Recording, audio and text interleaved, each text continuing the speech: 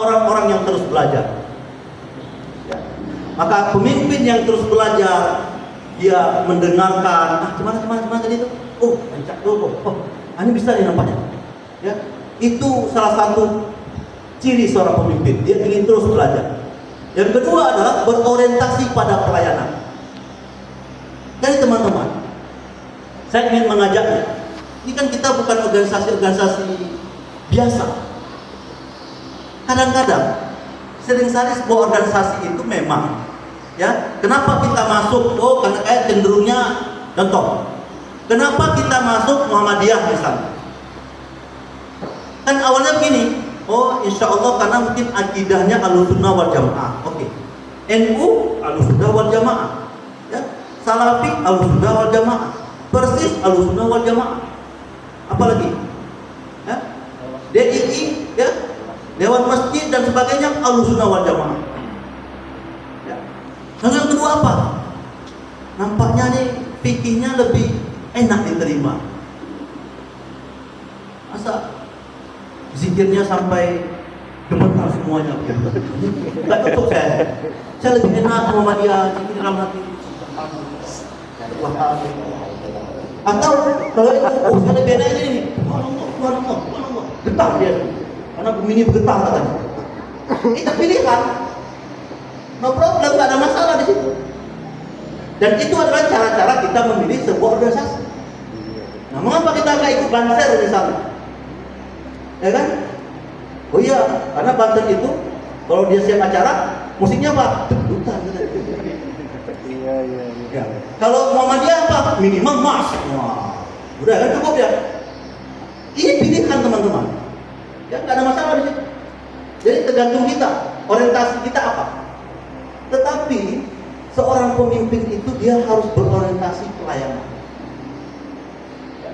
Dia melayani anggotanya dan kira-kira ini saya terpikir ini untuk pemuda dan Asia dan juga ya orientasinya harus lebih kepada bahwa selama 4 tahun ini harus ada yang dirasakan oleh anggota. Gimana caranya? Ya. Apakah buka usaha, kemudian kegiatan yang memang disukai oleh anggota, ini harus digali teman-teman. Makanya harus segera rapat. Rapat udah belum? Udah ya? Belum, nanti setelah ini Pak. Ya, segera rapat. Dan semua ditampung dan kemudian dibuat list. Dan mudah-mudahan tadi ya, saya ingin mengajak kita pemuda Muhammadiyah, baik ibu-ibunya, bapak-bapaknya, ya, tentang climate change. Kira-kira apa yang bisa kita buat? Nanti kita pikirkan ya sama-sama. Lalu pemimpin itu juga orang-orang yang memancarkan energi positif. Alhamdulillah saya takut sekali ya. Yang kemudian lagi saya bicara tiba-tiba Adi yang hadir. Itu saya takut betul. Maka di raker saya usulkan musluk musyawarah luar biasa ganti pemimpinnya. Tapi alhamdulillah begitu saya hadir Adi. Alhamdulillah. Lalu kemudian hadir ketua nasihat, kemudian juga hadir Ilham.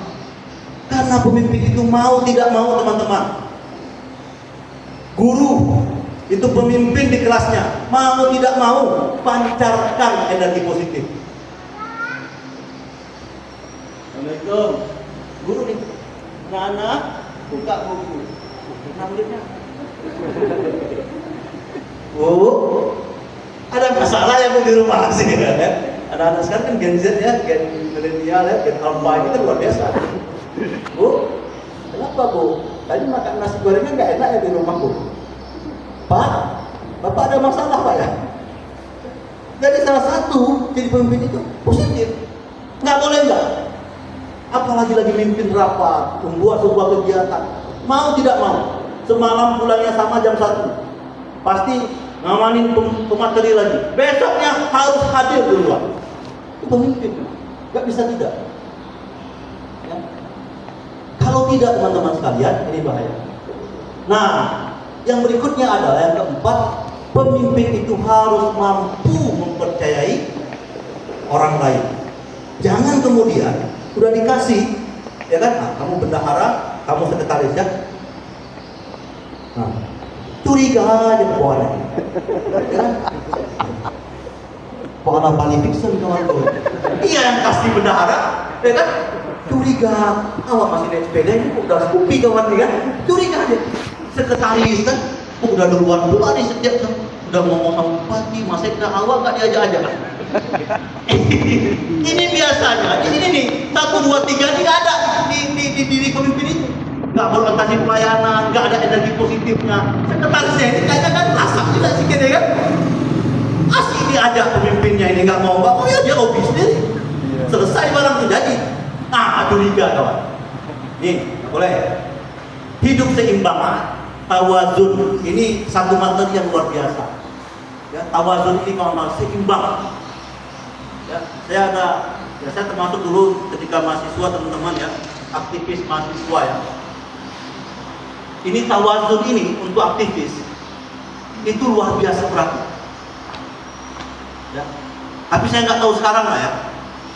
Masih ada nggak yang presiden mahasiswa atau aktivis kampus itu yang tamat kuliahnya 6 tahun? Masih ada nggak kita? Jadi semuanya dia sampai sekarang ini memang penyakit aktivis.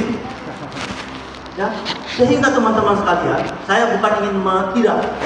Ini yang kemudian di masa saya, ya, karena ketika saya masuk kuliah tahun 2001, saya lihat ini, ya ospek, mantap abang di orang.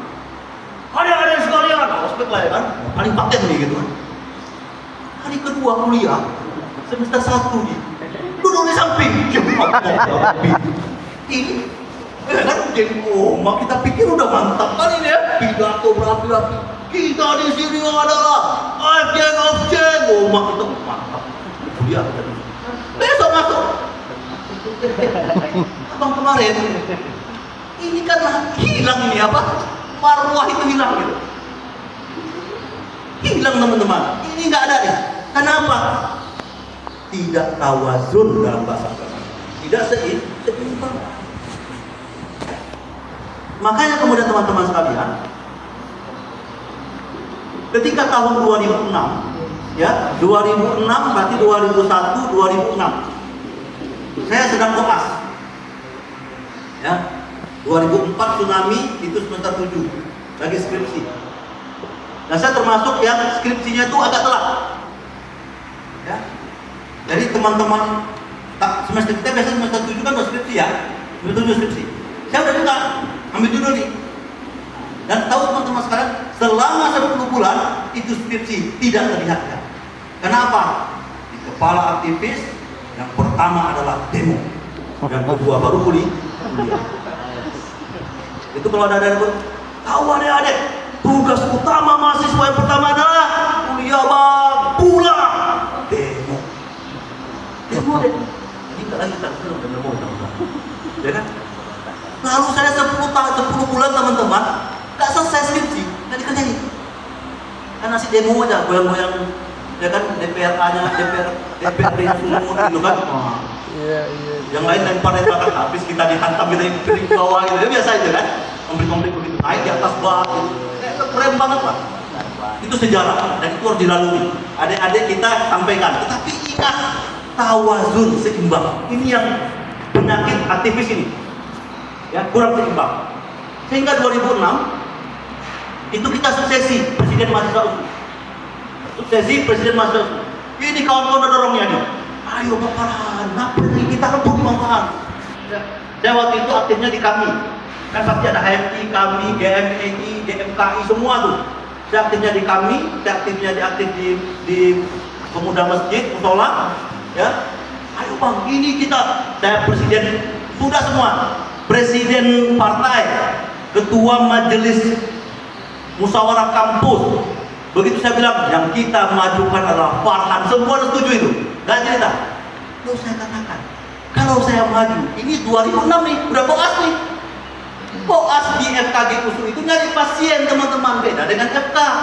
Kalau FK itu yang penting masuk, ikut presiden, nah lihat yang itu catat, selesai deh. Kalau FKG ini masuk bedah mulut. Tahu kerjaan kami? Anak-anak IPL Mas Medan itu kalau udah rapat, ya kan? Bang, ikut rapat. Oh, senang kali saya. Kenapa? Kerjaan saya lihat orang, lihat giginya. Ini besok kesana kampus. Jadi pasien teman-teman. Ini ditambal, ini dicampur. Cariin pasien.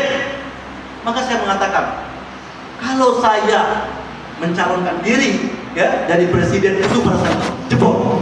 Karena kita udah hitung suara Kamrabani itu lebih kurang 3.000 seusu itu. Kalau saya maju naik, lalu kemudian habis ini. Ini koas pasti harus ditinggalkan di setahun. Gak mungkin jadi presiden mahasiswa masih koas, gak akan terkerjakan. Kampus gak teruni dan sebagainya. Lalu kita musyawarah, kita doronglah satu orang, adik saya dari farmasi, ya farmasi kita majukan beliau. Tapi waktu itu ada satu orang yang memang dia kepingin kali maju, kita berkolaborasi. Jadi beliau sekjen dan satu orang ini menjadi presiden. Menang, pasti menang kita. Karena kita udah hitung kekuatan. Dan alhamdulillah 2008 saya menyelesaikan kuliah 6 tahun setengah, selesai sampai dokter gigi. Yang di zaman saya teman-teman, seorang aktivis itu 8 sampai 10 tahun, bahkan 12 tahun. Kalau ini kita lakukan, nah itu dia tawazunnya. Saya lihat mana lebih jauh efeknya. Biarlah saya menjadi cerita seorang aktivis yang bisa selesai tamatnya, tidak terlalu memaksakan. Tetapi, ya rencana-rencana politik kampus itu bisa juga kita menangkan.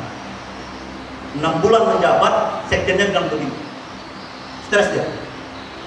Karena kuliah udah mulai, ditinggalkan nih, udah sibuk nih ngurus ini. Udah jumpa presiden, jumpa gubernur, enaknya itu presiden mahasiswanya gitu kan.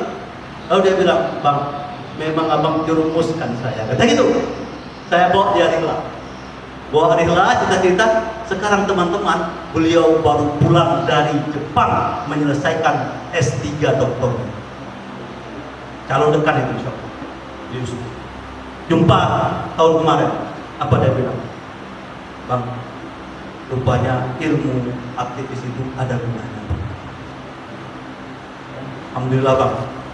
Jadi awak masih S1, engkau udah S di Jepang. Ya, Emil namanya. Nah, teman-teman sekalian, yang berikutnya adalah melihat hidup sebagai suatu petualangan. Ini pemimpin nih, belajar kehidupan.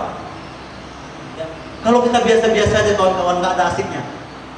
Ya kan? Ini mau rapat nih, naik Honda kita. Oh iya, pemimah goreng pisang, ya kan? Di mana nih? Di rumah aja belum jelas nih, lagi di rapat nih. Ini seorang pemimpin, petualang, dia akan berpikir gimana cara rapat, gimana cari orang dan sebagainya.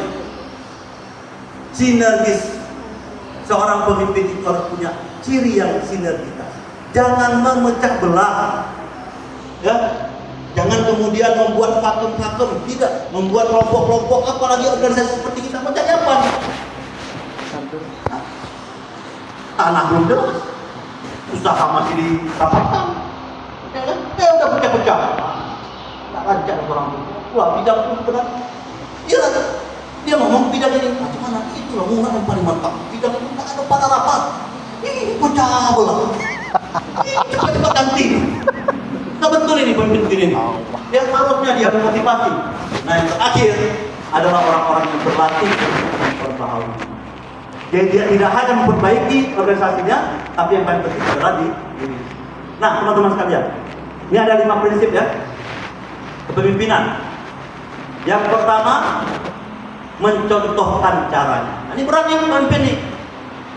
Ya, makanya Rasulullah SAW itu bahkan seorang penulis, ya Nasrani, setelah dia evaluasi pemimpin-pemimpin dunia mulai dari Nabi Adam tuh. Jadi dia baca bukunya itu, dia riset itu bukan dari mulai Nabi Muhammad ke bawah enggak.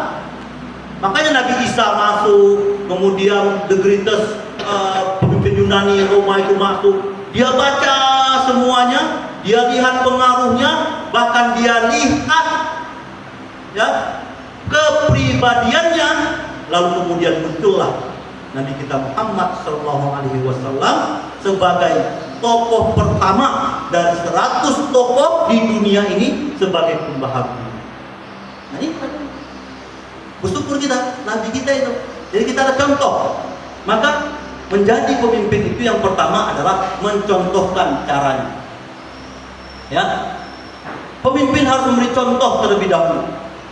Nah, jadi teman-teman, besok kita masuk jam 9, jam 11 datang. Udah mau pulang ya? Ini cepat-cepat ganti nih. Nggak bisa nih, ini rusak nih. Ya mau apapun cerita. Ya kan? Ada anak 5 tadi kan. Udah, berarti kalau anak 5 bangunnya cepat, yang biasanya bangun pas azan, terpaksa bangun sebelum azan. Ya, mandi dulu, bangunkan istri, masak dulu dan sebagainya. Itu tawazun tadi itu akan berlatih ya. Kalau hari ini nggak ada kegiatan, berarti bisa nyantai. Tapi begitu ada kegiatan, harus diatur bagaimana caranya. Pemimpin harus mengetahui bagaimana bawahan yang lain harus diperlakukan. Ya. Nah ini mencontohkan. Nah, ini kata si Warren Buffett. Ini bapak leadership juga nih. Leadership is the capacity to translate vision into reality. Ini yang kedua. Ini ya. Menginspirasi visi bersama. Ini prinsip kedua seorang pemimpin. Pemimpin harus memiliki visi ke depan dan memimpin visi untuk kebaikan bersama. Visi adalah tujuan yang hendak dicapai bersama. Nasihatul Aisyah selama 4 tahun ini apa visinya? Pemuda apa visinya? Laji semua apa visinya? Maka kata beliau, seorang pemimpin, leadership is the capacity. Leadership itu adalah seorang pemimpin yang memiliki kapasitas, memiliki kemampuan translate vision into reality, untuk mewujudkan visi tadi yang nanti dibahas dalam raker ini menjadi realitas, terwujud ya. Contoh, datang Pak Edi Hasim, ditelepon saya, Assalamualaikum, di mana Dinda Farhan? Izin bang di Melabuh, pulang cepat. Ini kejadian Maret 2018. Ngapain pulang bang? Ini staf biasa kan? Ngapain pulang bang? Ya pulang. Oh, enggak bang, saya belum sampai nih bang. Boleh tanya sama beliau kan? Ya udah pulang aja dulu. Karena ini begitu teman-teman. Kita kalau mau jadi dapat pejabat itu nggak boleh dibilang. Nanti saya kan jadi bupati nih, ya kan? Mas Bro, besok saya lantik ya jadi sekda. Nggak boleh tuh. Terus dia besok pagi warung kopi kan makan. Sekda kok sekda tuh. Itu hilang surprise-nya. Seorang pejabat itu, saya teman-teman, begitu jadi kepala puskesmas, lalu datang Hamidin, nelfon, Dinda, insya Allah bantu kami ya di dinas. Bantu apa bang? Enggak apa, dengar aja. Pokoknya nanti diundang. Nah, dapatlah saya jabatan sebagai kepala seksi. Terus saya tanya dia, bang, kalau kita jadi pejabat ini memang begini bang? Iya Dinda. Surprise begini. Iya. Terus kalau kita nggak jadi pejabat, ya udah. Nggak dihargai bapak, nggak diundang berarti. Ya selesai. Mulai dari itu saya katakan harus siap mental dan diri. Bisa dipanggil, bisa tidak. Ketika tidak dipanggil, ada loh pejabat yang datang dia dari Banda Aceh, begitu nyampe, Ilham Irada, bukan lagi Farhan. Itu bisa terjadi. Maka kita harus siap-siap. Nah, seorang pemimpin itu harus mampu, ya, mentranslatekan, harus mampu mewujudkan visinya. Dan pada saat itu sepertinya Ayahanda Edi Hasim melihat sosok Dr. Gigi Farhan untuk menyelesaikan visinya. Rumah sakit satu, ada 17 dokter spesialis, ada dokter gigi spesialis, terpenuhinya rawat inap tempat tidurnya lebih dari 100, kemudian adanya cuci darah dan seterusnya. Telepon, enggak pak? Iya, terakhir dia bilang ini, abang mau lantik. Hah? Lantik jadi apa bang? Pulang dulu katanya. Iya bang, kayak gitu kan? Enggak pulang. Dari Melabuh saya tembak ke bandara. Sekda nelpon, Aspri nelpon, nyariin tiket. Pokoknya besok Selasa ada cuci dan sebagainya enggak.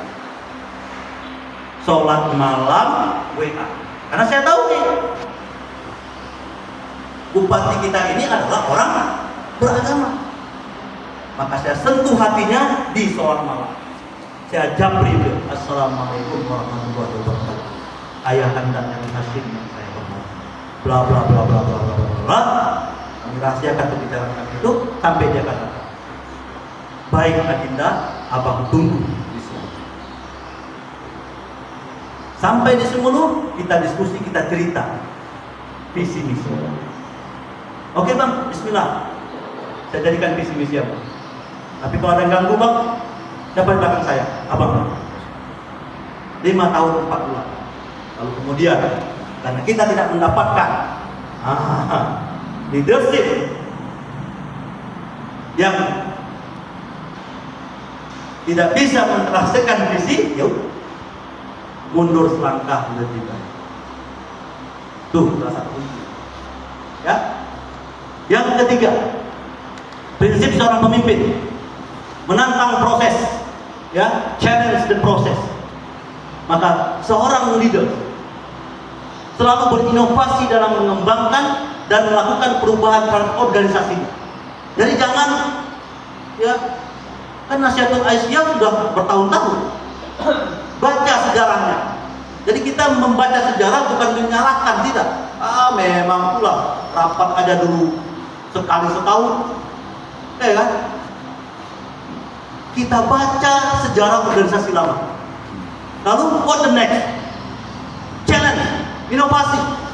Pemuda juga begitu. 5 tahun lalu, 4 tahun lalu, zamannya Pak Maulana apa yang udah dibuat? Oh nggak boleh, kita harus buat tek. Lajismu, zamannya Pak Adi, apa yang dibuat? Oh nggak ada nih, gerakannya cuman Idul Adha hasilnya seperti. Ayo, pemimpin, dia harus mampu berinovasi.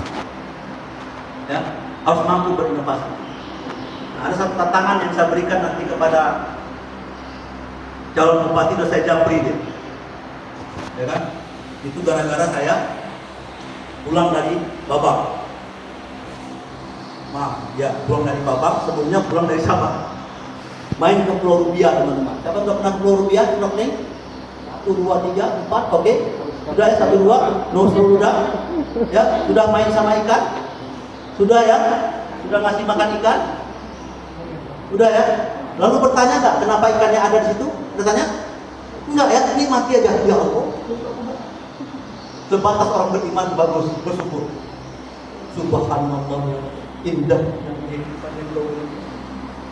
Ikan-ikan berwarna-warni. Sebagai orang beriman bagus, tapi sebagai challenge the process, seorang leader tidak berhenti di situ. Semelu luar biasa. Ya, nanti saya cerita. Ingatkan ya, kalau enggak ingatkan, saya nggak cerita. Ya, ingatkan. Di sini. Apa yang bisa kita buat nih untuk pemuda dan pemudinya. Yang keempat, memberi kesempatan kepada orang lain untuk berbuat, ya. Enable other to act. Jadi ketika kita teman-teman sekalian sudah memilih pengurus, maka manfaatkan semuanya. Ini mohon maaf ya. Kenapa saya pakai baju ini? Aku mau kasih nampak produk baru. Ya. Kita punya lembaga panti asuhan yang bahkan kata orang tanya, masih ada anak panti gitu. Hampir sudah begitu narasi masyarakat sendiri. Sudah dianggap panti asuhan yang cantik itu, yang megah itu, seolah-olah udah nggak ada lagi anak pantinya. Lalu kemudian challenge the process, inovasi. Saya pilih anak-anak muda yang bagus-bagus. Pilihan pertama, pas rapat nggak datang. Saya japri, bisa nggak nih? Nggak bisa, saya ganti semua. Sehingga yang hari ini hadir teman-teman luar biasa. 8 orang pengurusnya dan semuanya, ya, enable other to act. Semuanya berfungsi. Ketua dengan fungsinya, bendahara dengan fungsinya, humasnya yang garuk-garuk ini, ya kan, dengan fungsinya. Luar biasa teman. Semuanya berfungsi, bertugas. Maka di pemuda, kalau memang nanti di bidangnya dievaluasi dan nggak bergerak, dimotivasi tidak bergerak, diberi challenge tidak bergerak, nggak apa-apa, sikitkan aja. Ngapain kita penuhi semua struktur tapi kemudian tidak bergerak? Ya, ini negatif. Di Nasihatul Aisyah juga begitu, di Lajismu juga begitu. Kita butuh tim yang produktif. Ya, kita butuh tim yang produktif untuk menuju tujuan kita. Ya. Nah, yang terakhir, menyemangati jiwa. dan bekerja dengan hati. Ya, pemimpin dalam menjalankan fungsi dan tugasnya dengan hati yang tulus, dengan rasa cinta, ya, mencintai anggota-anggotanya, mencintai pekerjaannya. Pemimpin memberikan semangat, motivasi dan pengakuan kepada ini luar biasa. Mantap Pak Sekretaris, mantap Pak Ben, laporannya rapi, mantap setiap rapat hari ini ada goreng pisang, besok-besok mie Aceh, rapat. Nah, itu diberikan, jangan udah mantap, ini anggota nunggu nih. Bapak Ibu, alhamdulillah rapat kita hari ini, aduh, nunggu sedikit aja, tunggu warga Pak, gitu ya, sampaikan sedikit keberhasilan kita, gitu. Mantap lah kami ya, udah nyampe goreng pisang kita, ya. Makasih Pak Ade, ini memang spesialisnya nih teh dan kopi, ya, luar biasa, ya. Nah, inti dari prinsip kepemimpinan adalah membutuhkan pembelajaran dan proses waktu, itu butuh waktu. Nah, saya yakin orang-orang yang sudah hadir, baik di pemuda, di pemudi, itu sudah mengalami itu. Ya, nah ini komitmen yang harus kita punya teman-teman. Yang pertama mencari peluang, ya, untuk melakukan perubahan sehingga lahir sebuah inovasi. Berani mencoba, mengambil resiko, serta belajar dari kesalahan. Ayo, coba dikaji tahun lalu. Pengurus 4 tahun yang lalu apa yang sudah dilakukan, yang bagus itu continue, yang tidak baik mungkin atau yang belum dilakukan coba dilihat apakah masih layak untuk dilakukan, jangan normatif, ya. Kemudian membayangkan pemimpin masa depan yang lebih baik, memperoleh dukungan dari anggota untuk mencapai tujuan bersama. Ayo, kalau memang dia tidak layak di situ, ya nggak ada masalah, jangan kita paksakan. Ya, saya hari ini ada satu lagi organisasi yang ya tidak terlalu efek ya. Semalam diajak rapat, ya gini-gini anggota rapi juga nih, radio antar penduduk suka juga tuh. Ya kan, dulu 0034 suka juga main-main dulu. Nah begitu udah dijalanin kan kerjanya cuma itu aja nih, ngomong-ngomong aja gitu ya. Nah udahlah nggak terlalu. Semalam ditelepon lagi, berarti ayo kita aktifkan lagi. Ini mau musuh. Udah insya Allah pas musuh saya datang, ya. Karena memang silakan pilih juga berorganisasi ini. Kalau memang ini bukan chance kita nggak usah, ya. Memberdayakan orang lain, memberi teladan, mencapai kemenangan kecil yang dapat meningkatkan kemajuan secara konsisten, ya kan. Jangan kemudian wah ini biar kebersamaan terus, tiap minggu ke bawah, tiap minggu ke ganti, kapan kerjanya ini? Asik bakar-bakar ikan aja. Ini beda lagi organisasinya. Berarti apa? Organisasi PKK misalnya kan, dari senang. Ya, nah ini merayakan, mensyukuri atas pencapaian keberhasilan tujuan boleh. Nah, pemuda misalnya, itu dosmir udah ada untung belum? Saya lihat udah ada tuh. Apa mereka rayakan? Beli baju batik. Mereka kan pas kemarin mantap juga. Sebagian donasi, sebagian lagi tidak dosmir. Ya? Itu luar biasa. Biasakan itu. Nah, kita masuk ke tema yang kedua sedikit lagi tentang manajemen. Ya, tadi leadership. Suatu proses yang melibatkan bimbingan suatu kelompok orang ke arah tujuan organisasi. Ya, tadi kita bicara seorang leader dan sebagainya, lalu kemudian kita bicara kelompok manajemen. Bahwa butuh ya bimbingan, kata si John R. Terry dan Leslie Weru. Manajemen is doing things, kata si Peter F. Drucker. Ya, manajemen is doing things right. Manajemen itu adalah sebuah pekerjaan yang benar, ya, mengerjakan sesuatu yang benar.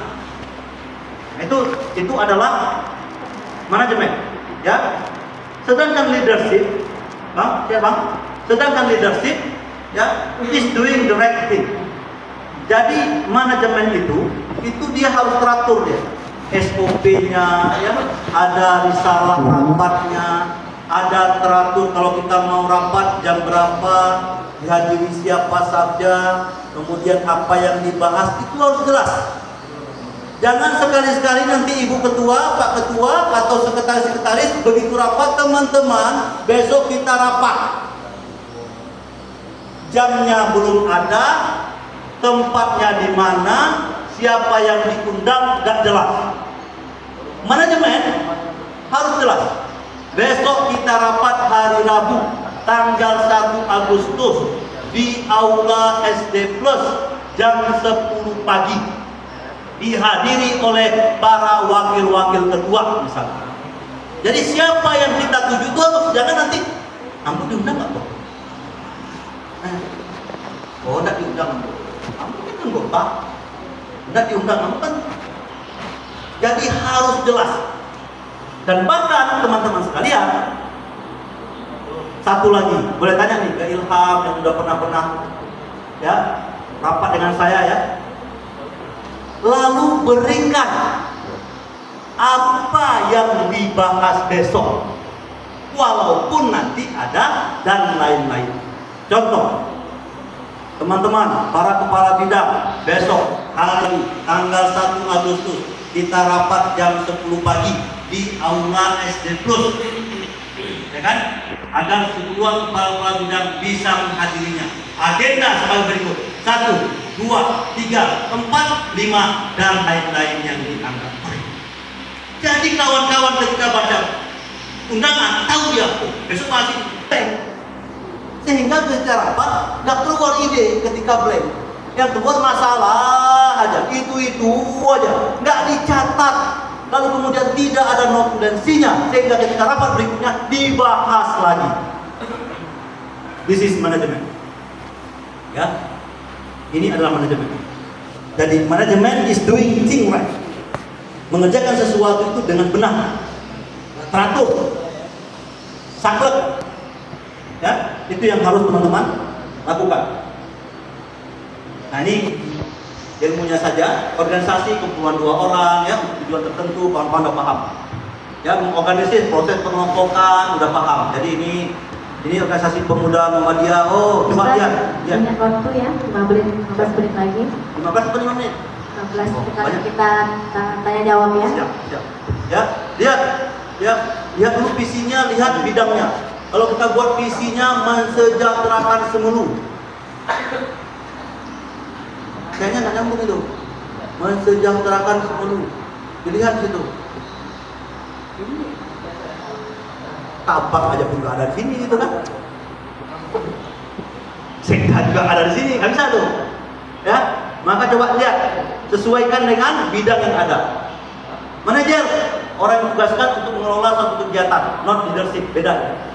Nah, nih kerja-kerja dalam organisasi. Kalau nggak ada ini organisasinya macet nih. Plan harus ada yang direncanakan. Contoh, kita duduk nih, kita diberikan amanah tanggal 1 Juni oleh PDM untuk mengelola panti asuhan. Kita duduk sama teman-teman. Ya, apa rencana kita? Oh, ini target kita anak yatimnya 20. Kita hitung plan kita. Baik, 20 orang ini dari mana aja? 2 orang dari setiap kecamatan. Sehingga apa? Visi kita apa? Panti asuhan ini, lembaga kesejahteraan anak yatim ini, sosial ini memang dikelola oleh Muhammadiyah, tapi untuk semulu. This is plan. Ya, supaya apa? Jadi yang nyumbang bukan hanya kader simpatisan Muhammadiyah, siapapun akan merasa bahwa itu anak si Melu, tapi diampuh, diasuh oleh orang-orang Muhammadiyah. Jadi plan. Ya, planning kita. Organizing, membentuk struktur. Nah, kita dulu lah. Kita maunya ini. Ya udah, berarti perlu hanya pembina, ketua, bendahara, sekretaris, pokok-pokok surat. Oh, sapras nih. Kenapa? Karena nanti rusak jendela, butuh air dan sebagainya. Ya, oh, lalu apa nih? Bidang keagamaan. Kenapa? Nanti butuh kurikulumnya, malam ngapain aja, jadwal harian, disesuaikan dengan vision, dengan plan. Jadi Nasihatul Aisyah duduk, dilihat. Ini kemarin waktu dilantik, oh ya, ini kita waktu itu karena ngikut struktur wilayah atau ngikut struktur pusat. Mengapa mereka begitu? Ada SDM-nya, lebih luas jangkauannya. Kita kecilkan strukturnya. Staffing, personal difungsikan. Setelah disusun strukturnya, ayo difungsikan. Ya, di sini hanya butuh 2, ngapain 6? Udah yang 4 lagi dari organisasi lain. Di Muhammadiyah. Ya, hanya ikut pengajian kah, hanya Gimana Bang? ya kita semua memfungsikan. Jangan sampai udah masuk tidak berfungsi. Iya udah siap. Directing yang berikutnya, bagi tugas. Oh iya. Ya, bagi tugas. Ya. Coordinating, Iya. menyatukan kepentingan. Oke, ini maunya ini maunya ini. Oke, yuk, ini bisa dikerjakan oleh ini dan sebagainya. Ya, motivation. Ini terus setiap rapat, setiap acara, setiap kegiatannya di grup kita masing-masing kasih motivasi. Budgeting, this important, penting. Perencanaan anggaran. Ya, misalnya tadi duduk teman-teman sekalian sebentar. Ya, saya baru selesai nih. Mohon maaf nih kita karena ini lembaga kita bersama ya. Nih, kita terima amanah di bulan Mei. Ayo, Nadia. Bisa. Selain korban bisa. Anwar. Oh, apa yang salah nih? Silakan.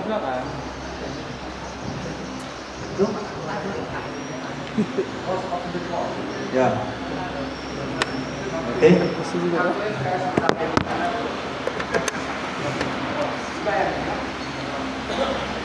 Mantap. Nih. Apa nih? Karena kita bicara budgeting nih. Kita transparan nih. Nih. Ya. Bulan Mei. Kita tutup saldo di angka 13.422 di panti asuhan. Ya, kita tutup angka di 13.422. Lalu kemudian di bulan Juni kita tutup angka lebih kurang di angka 15 juta. Ayo, naik nggak nih? Jadi apa yang ditakutkan? Kita, ya Allah, kata Rasulullah, kalau engkau asuh anak yatim itu, maka engkau denganku di surga seperti ini, kata Rasulullah. Jari telunjuk dan jari tengah. Lalu kita takut. Kenapa hari ini tidak bisa? This is management. Ngelola panti asuhan pun, ngelola sosial pun, ngelola yang nggak ada uang begini, manajemen dulu. Nggak boleh asal-asalan. Kalau nggak kita hanya dilantik oleh PJ Bupati. Udah kita selesai lah. Untuk apa? Nah, per hari ini teman-teman sekalian, Juli ya, sampai dengan tanggal 20 Juli. Ayo, berapa? 24. Penerimaan kita nih di pengeluarannya, misi saldonya per tanggal 20 Juli. Panti asuhan kita. Gak ada yang ya, tidak bisa. Bicara pesantren misalnya dan sebagainya. Dan saya yakin teman-teman sekalian, bila kita manage dengan baik dan kecil, itu akan berjalan. Sedikit lagi, ini halaman 23. Oke, 7 slide lagi. Nih kata Pak Tua kita. Ya, kita tidak bisa memecahkan masalah dengan menggunakan cara berpikir yang sama ketika kita menciptakannya. Nah, ini adalah challenge. Tantangan buat pemuda, tantangan buat pemudinya, tantangan buat rajismen. Masalah pengurus yang lama pasti ada. Dan kadang-kadang untuk kita menyelesaikannya dengan cara yang berbeda. Tidak bisa dengan cara yang sama. Ini maksud kata Bapak kita ini. Ya, ketika kita memecahkan sebuah masalah, mungkin di zaman kita menyelesaikannya tidak sama dengan zaman sebelumnya. Itu maksudnya. Nah, ini udah bahaya di bahasa Inggrisnya. The single biggest way to impact an organization is to focus on leadership. Ya, Bang. Ya, alhamdulillah ini berjalan pengurus lama. Kenapa? Ketika Pak Maulana selesai, sebelum Ibu siapa? Nah, sebelum Bu Siti Arfa selesai, berarti keberhasilan lajismu, keberhasilan pemuda, keberhasilan pemudi, ini baru di sini nih. The single biggest way to impact an organisasi. Salah satu jalan terbesar ya impact yang bisa dirasakan oleh sebuah organisasi adalah fokus on leadership development, yaitu membangun leadership. Ini aja yang kita dapat, alhamdulillah. Artinya apa? Kalaupun kita nggak ada, pergantian berikutnya ada yang gantiin. Nah, ini masih bagus. Jangan sampai begitu nanti Pak Adi selesai, bingung dia. Nanti kan bobo. Nah, ini nampaknya. Kan mau nih. Alhamdulillah pemuda masih berjalan on the track. Ya. Sehingga apa teman-teman sekalian? Masih rise them up as a leader and continually develop them. Maka Pak Adi ya dan teman-teman semua yang hari ini menjadi ketua, setelah menjalankan semua fungsi-fungsi tadi, ujungnya adalah mempersiapkan siapa pengganti kita. Sehingga ke depan itu rapatnya lebih seru. Kandidatnya muncul 10. Semuanya pandai bicara, semuanya pandai memberikan inovasi, semuanya bisa memberikan visi. Ini barulah organisasi yang luar biasa. Contohnya sebuah negara, ya kan? Nah, jadi kalau 2-3 orang calon itu sedikit sebenarnya. Itu karena dibuat partai politik aja. Coba dibuka semua, yakin kita. Ya? Yakin kita kalau capres ini dibuat 0%. Ngapain kita buat partai kalau nggak mau jadi presiden ya? Cuman karena partai-partai besar udah enak ya. Kita kumpulkan aja 20%. Sehingga yang bisa 2-3 orang aja calon. Tapi kalau 0%, Masya Allah nih. Partai merah calon, partai nampak kita. Masyarakat melihat ini buat partai sih nyalonin orang aja kerjaannya. Ya kan? Tapi nyampe kadang bingung dari pemimpin gitu. Begitu nyapres dari orang lain. Di luar partai pula kan. Ya, this is wrong, ini salah sebenarnya. Ya, partai-partai itu salah sebenarnya. Nah kita, ya berpartai dan sebagainya, jangan nanti kemudian begitu pemilihan tahun 2026, begitu pemilihan tahun 2027, yang nggak pernah di Lajismu, yang nggak pernah di Pemuda, udah nggak ada pemimpin lagi kan? Nampaknya bapak di Depok. Ya, itu salah. Nah kesimpulan. Keberhasilan seorang pemimpin dalam melaksanakan serangkaian peranan kepemimpinannya tidak hanya ditentukan dari prinsip dan komitmennya sebagai pemimpin, tapi juga sangat ditentukan dari tingkat kualitas hubungan antara pemimpin dengan anggotanya. Catat, ya, catat ini satu. Kalau rapat misalnya sudah dibuat, ya, pemimpinnya nggak hadir, kenapa nggak hadir? Oh, lagi di luar daerah. Informasikan ke kawan-kawan. Jangan pemimpin itu hilang, baik di dunia nyata, apalagi di dunia maya. Nggak pernah komen dalam grup ini. Yang komen asal anggota aja. Pemimpin kita mana ya? Ya, nih kata kuncinya hubungan antara pemimpin dengan anggotanya. Inti dari prinsip pembinaan adalah kepemimpinan membutuhkan pembelajaran, proses waktu, ya. Prinsip akan dimiliki ada kesiapan, komitmen dan konsistensi. Saya yakin hal-hal begini kita nggak perlu waktu panjang, ya itu bisa kita lakukan apabila rapat kerja kita, planning kita tadi dan seterusnya kita lakukan, insya Allah akan terbentuk. Lalu yang berikutnya adalah kepemimpinan yang memiliki keyakinan terhadap sesuatu yang dianggap baik dan benar, serta melihat